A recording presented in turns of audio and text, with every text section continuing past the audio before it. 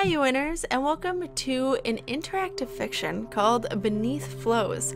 I'll put a link in the description. It is free to interact with, and I don't know if there's going to be multiple endings. Twine games tend to, so I don't know if this does, though.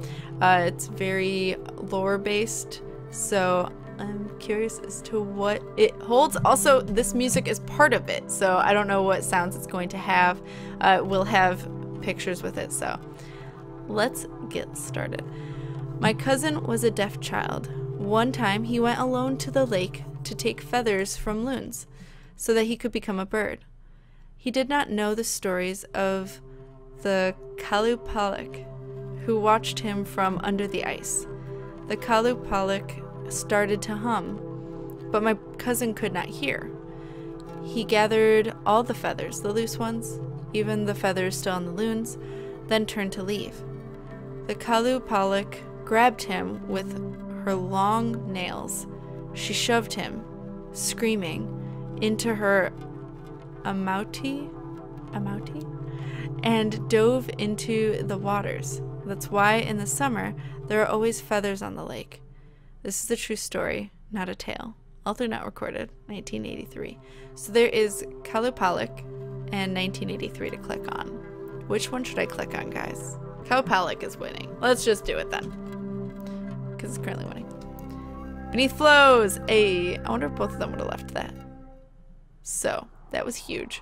Let me tell you a story. This is a story about you, but these are not your experiences. Still, I want to hear your voice. Let's start small. Do you prefer a white moon? Don't worry, there are no bad choices here. When you've made up your mind, I'll begin the story. Do you prefer a white moon? I like white. Red moon?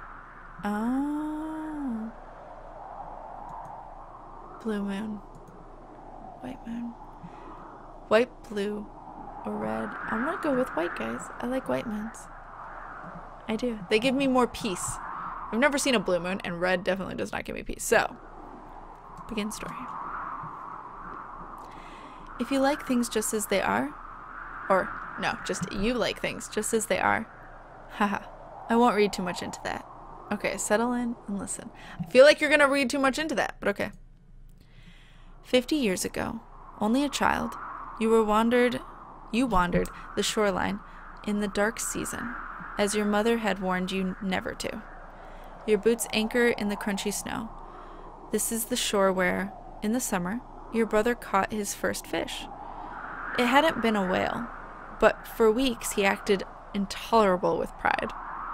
Now there's no one here, no one who it could interrupt your own search. You don't reach the water before you find what you came for, a labeled can embedded in the earth, impervious to wind and ice. Your heart grows 10 sizes, filled with possibilities. It could be new or too worn. Maybe you already have this one. You seize the can. It must be recent because the snow inside is soft. Your mouth curls at a small tear on the label, but at least the art is pristine. A smiling Qalupalik offers you canned meat product. Do you toss this one? You consider your options. There could be better cans to take back to the settlement. Toss, hold on to. Do we toss or hold on to? I'll give you guys that vote. Okay, I'm gonna hold on to it then. You keep the can. There is worse artwork out there. Like all the labels that show qualinat, smoking, precious wooden pipes. Those are definitely the worst. Besides, the label is in good condition. This label. Down the shore, a dark mass lies still on the floe edge. The chance for another can draws you closer. You step forward. The ice crunches under your feet. 1, 2, 3 steps. An unknown other inhabits your body like an unwelcome visitor. It seizes your chest, your mind.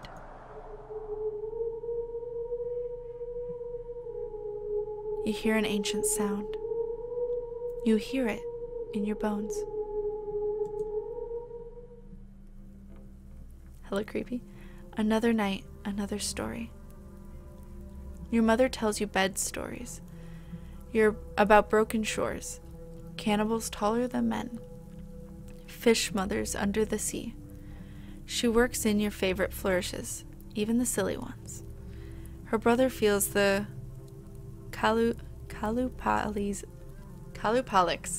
long black nails grip his ankles. Your mother pauses the story, seems distracted. Black nails? Should I click black or distracted? Green. Okay, so I'm deciding colors. So it seems like green will be multiple options in that choice, whereas blue is the final, proceeds to the next line. Maybe blue, because that works with the water. Gives it an ice feel. Not green. I like green. Okay, I'm gonna do blue. Distracted. You guys can still see that. Ah, you can't see that now. I can scroll. Ooh. Okay. Then grabs your feet. You jolt like a bearded seal. Bearded seal. She got you this time. This is much worse than death. This is worse than death. Your favorite stories are about Kivuk because he's as strong as Superman. She knows this, but she says some stories must be told, my little aunt. Strong, brave. Brave. Let's go brave. My little aunt.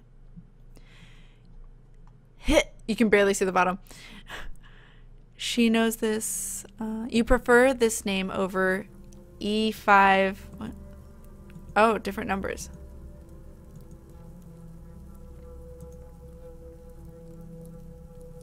I prefer this name over. Let's go with E5. Over E5. The Qalunaat's name for you. You never met your aunt, but your mother compares you to her often. Frost falls from the roof. Sleep comes. Another night, another story. Your mother tells you bed stories about endless storms, a community without anuses, the origins of narwhals. She works in your favorite flourishes, even the vulgar ones. Her cousin hears a distant hum and runs 10 miles to Rock Tripe.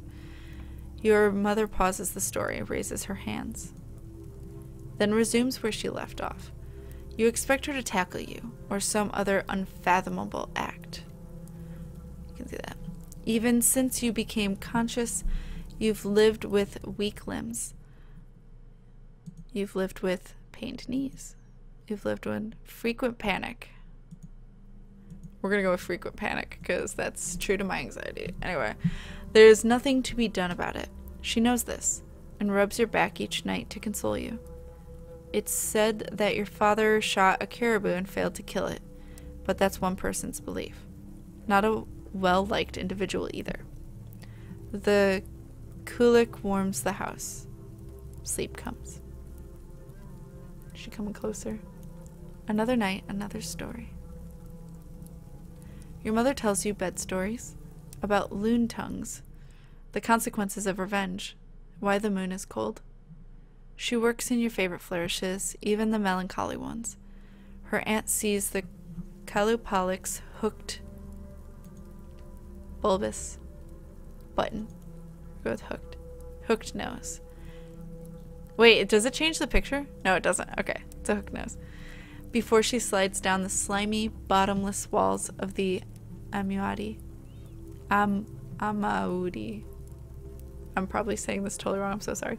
Your mother pauses the story, leans in close, then pulls your nose. No! There's nothing sacred in this world. There is a time when she told these stories and didn't describe the Qalupalik. Such details were left for you to envision. Why infringe upon your young imagination? But you listen more attentively, even eagerly, when she includes them. She knows this and adapts the stories. So you can't see this, but it says, she covers you in blankets. Sleep comes. You hear an ancient sound. You hear it in your bones. Fuck that. That is hella creepy, yo. 50 years ago, only a child, you encountered a Qalupalik in the dark season, as your mother had hoped you never would. She slowly pulls herself onto the flow. You can't turn your head away. The unknown other makes you step forward. 1, 2, 3 steps. You feel terror subside. 4, 5, 6 steps. You realize the truth. It spreads through you until you've always known it. Until it is the only thing you've ever known. To feel safe again. Move closer. You are near enough that she inhabits every sense. She smells like seal rot, or the drowned corpse they sometimes pull from the sea. You are inches from her touch, inches from safety. As she reaches out to take you, the unknown other flees. The fog inside your head clears. The terror you need protection from is before you. You run. But as you turn, intense panic coils around your chest. You can't hold yourself up anymore. You fall. Same difference. And fall quietly onto the floe, where the ice burns your skin. You prepare to be taken. Like in all the stories. To become only a warning for other children.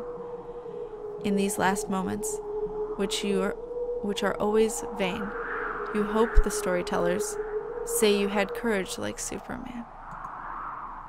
Like KatFTWynn.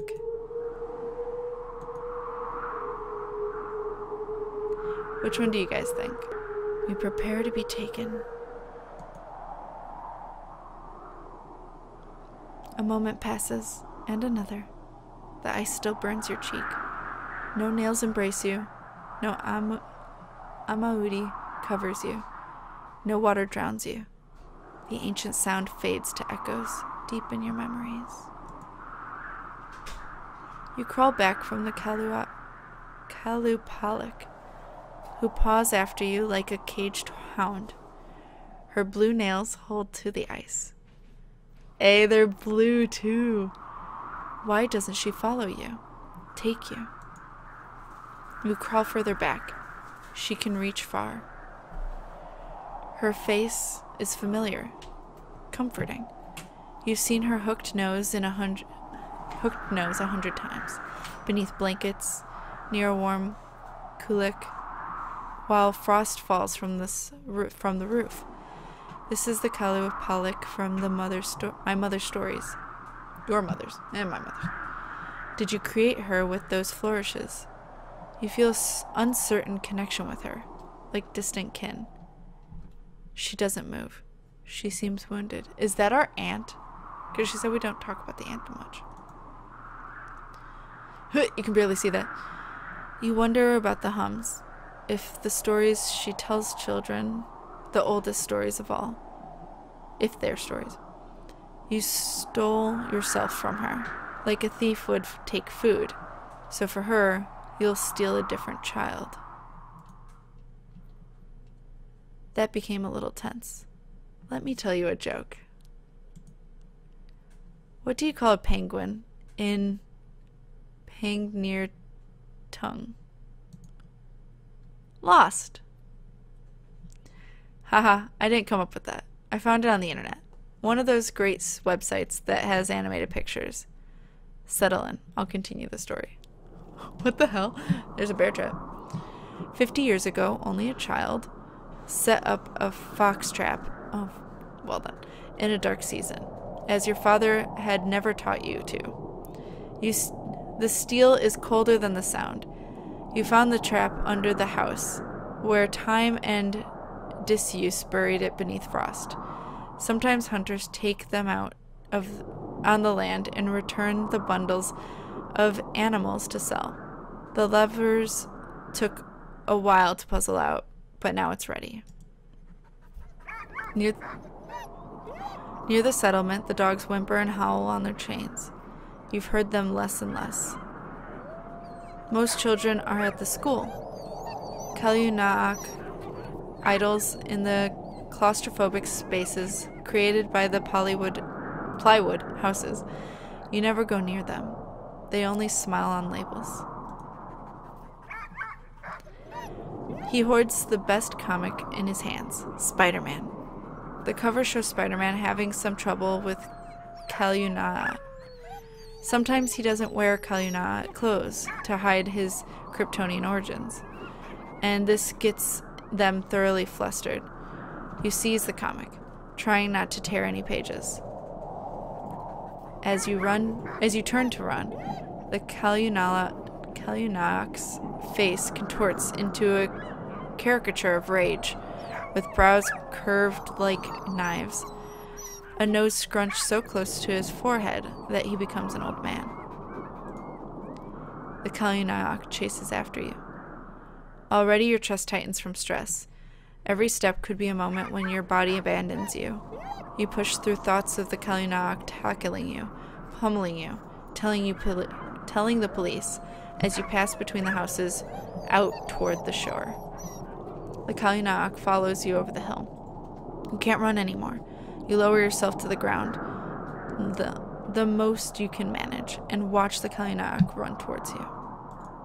1, 2, 3 steps. The Qalupalik is near. 4, 5. That scared the shit out of me. 6 steps. Let me tell you a story. This is a story about the hill you trapped the Qalupalik on. It is an old story. No one alive knows the people involved. I read it in a journal kept by an anthropologist who didn't record the performer's name. 200 years ago, beneath the cold moon, 5 hunters turned into dogs to go out onto the land. One hunter is crippled. She limps on a lame paw. She keeps up with the pack until they find a bear so quick it leaves no tracks. They chase the bear, day and night, and the lame dog falls behind.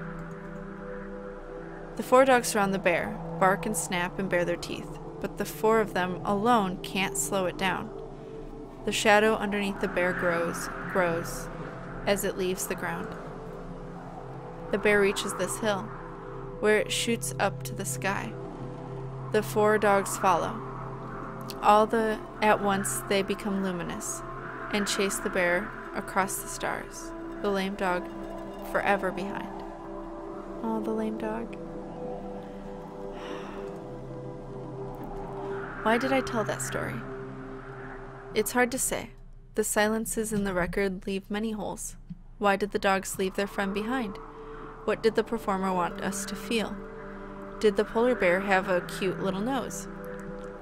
We'd have to live a century ago, in that time and place, hear the subtle shifts of tone in the performer's voice, see their arms wave and feel their feet stomp.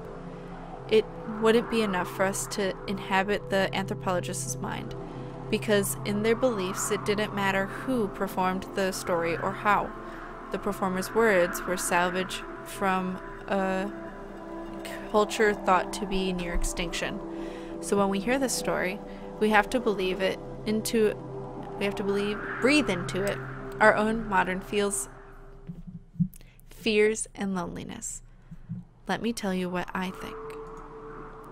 I think corporations chased their engineered warmth north, where the endless sun gave them new avenues for profit. The bear knew when to get out. The dogs, being hunters and not shareholders, left their friend behind because no one wants to starve. I think the crippled hunter had no choices left. After the wealthy development, the environment around her constructed it, defined her worth solely by if she could kill a bear or not. And I think the distance between those stars isn't a distance of space. Get it? But a warning about the future to understand the history behind the social distances between us. But those are my tedious beliefs. Maybe those stars are out ostriches. What future do I create when I tell tragedies? Here's what matters. When you trapped the Qalupalik, you hadn't heard the history of the hill, so you couldn't imagine other futures. You can't know how you might have looked into the story, like a mirror, or turned away. Maybe this future will work out fine. The police didn't find out. Use you to justify abuse. Maybe not. But in this story, your story, you always trap the Qalupalik. 50 years ago, only a child, you ensnared a Qalupalik in the dark season, as your parents had never known you would. You tried to remember how you originally imagined the situation. Did the Qalupalik pass out, bow down, and declare his superior? You're not sure how to get him to the shore. The Qalupalik struggles in the trap. Oh my god, are we gonna bring it to the Qalupalik? A thought comes. What if he wants to be dragged under the sea, to live forever with a woman who smells like seal rot? You decide to ask. You shout after the Qalupalik. The nails aren't so bad, and you get used to the fish smell. He doesn't respond. Some folks can't be reasoned with. You have some leverage, because surely he wants to know the ending to this Superman comic in your hands. Also, there's a rock by your feet. Do you persuade him? Or knock him out? I'm gonna go with persuade. A tough decision. No, it's up to you guys. Persuade or knock out? Seems pretty heavily persuade. So, persuade him. Okay. You wave the Superman comic in the air and hope it doesn't come across like a taunt. The Qalupalik slides out of his trapped boot and limps after you. You drop the comic and run towards the shore. You make it to the floe edge. Your chest is filled with boulders, and the Qalupalik is close behind. Frozen platforms lead out into the sea. You close your eyes and leap. When you land on the floe, the wet ice cracks under your boots. You slip and slam into the platform. Behind you, the Qalupalik is determined to follow. You pick yourself up and leap. Crack. You and the Qalupalik advance into the sea, one floe at a time. Crack. Crack. Crack.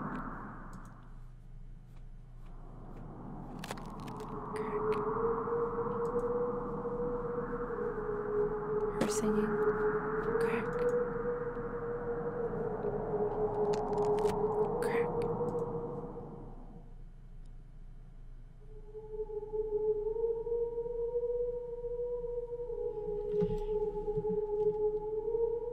Fish.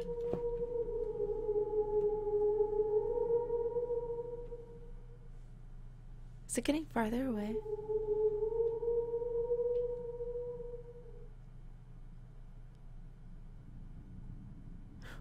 That's hella creepy, yo.